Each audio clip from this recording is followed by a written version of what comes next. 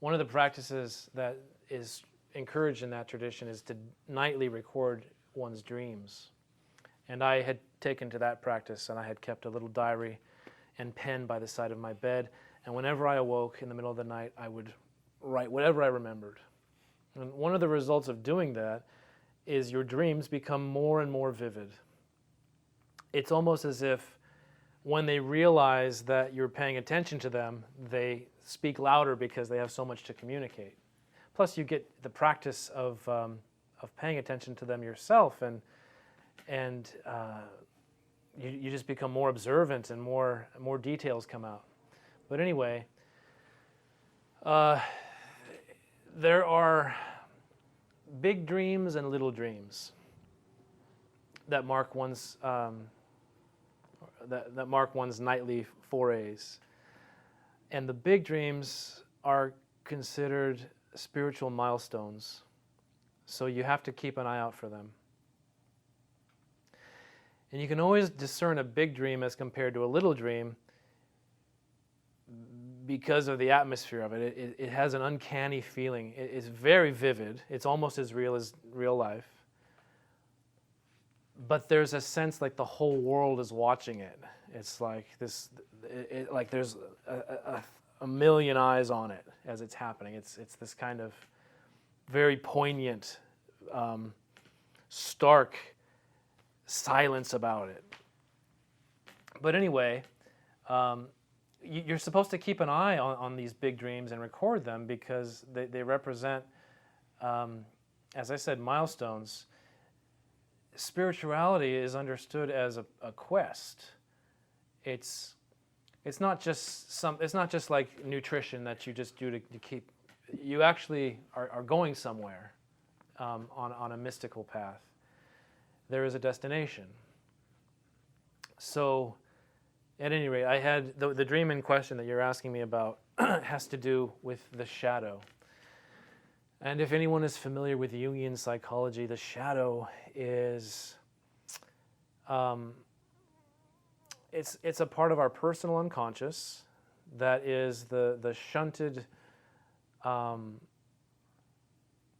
literally the shadow of the personae that we choose. When personae are masks, they're expectations that society puts on us, roles that we adopt. But when we choose to embody roles, all of the parts of ourselves that are real, that don't align with those roles, are put into the background.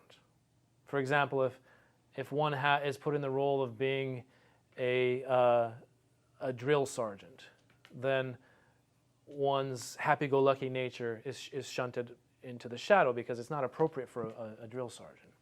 And that especially happens when people really identify with the roles that they've been given and take them as identities and not just temporary masks. Well, in real life, there had been a time where, again, my friends and I are out at night. And it was maybe 1 a.m. and we were at a shopping center in the back alley behind the loading areas for the grocery stores and so forth. And who knows what we were doing out there at night. But we heard a woman scream. This is real. This really happened. And I must have been 12 years old, maybe. And when that woman screamed, my two friends, other teenagers, their first reaction was to run and help the woman. My first reaction was to hide and see what was going on so that maybe we could decide whether to help the woman or not. And after I did that, my friends looked back at me and they said, no, Mike, we got to go help. And I felt so ashamed. Like, yeah, of course you got to help. Why would I want to hide? That's so cowardly. So anyway, apparently that experience, that shame, remained with me. Because one night, in a dream, after doing meditation practices and various spiritual practices for a while, I found myself in that alley again, in the dream. And once again, I heard the scream, and I turned to run. And then this time I said, and I didn't even remember what had happened in real life, but this time there was an impulse in me that said, no, I'm not going to run and then wake up in a sweat with my heart pounding from some nightmare. I'm going to turn and confront this nightmare. Again, not even remembering in the context that this had actually happened before. So I decided to wait and ambush the figures who had caused that woman to scream. And when I looked, it was like two hoodlums mugging a lady. So they were coming toward me, and I waited around a corner, and I was going to club them when they came around the corner. And what I was going to club them with was a weapon that I had actually acquired from exercises, like mental visual exercises that were part of this training process. One of the things is you actually have these things that you meditate about. They actually show up in your dreams, which is handy. Anyway, when my enemies came around the corner, they were not multiple, but they were a single entity, which manifested as a kind of black wraith-like hovering, literally a shadow. And I swung at it, and it dodged, and it zoomed around and fled from me as I swatted at it, and it flew into a junk TV that was there in the back alley that had been thrown out. And the first thing I did is I went and I stabbed the TV. And then I turned the TV on, and I started clicking through the channels looking for it to see if... And I found it, but it was a naked woman with a hole in her belly from the stab. And that kind of weirded me out. So I woke up. And there I was in my childhood bedroom, taking stock of this weird dream I had just had, and looking up at the ceiling. And the next thing I knew, that entity, that shadow, was there floating right above me in my bedroom. So I panicked, and actually I remember I hook kicked it. So I turned sideways and I hook kicked it with my right leg. And it flew off to the side. And I stood up in my own bed, and my weapon was there again. And I started to fight this entity above my own bed. And I remember I swung it to the left, and it crashed into my blinds, which are plastic blinds. And it came again. I swung to the right, and then it flew at me, and I had my weapon up, and it had its weapon, and we were locked. We were locked core to core, blade to blade. And I remember thinking, oh, of course it's going to be a skull face. It's going to be a skull face. It's going to be a skull face. And it was. But then it pushed me back, and I fell off the bed, and I landed on the floor at the side, and it was pressing down on me. And you can't imagine the terror of seeing something like that in your bedroom. And it dawned on me that I was about to die or worse.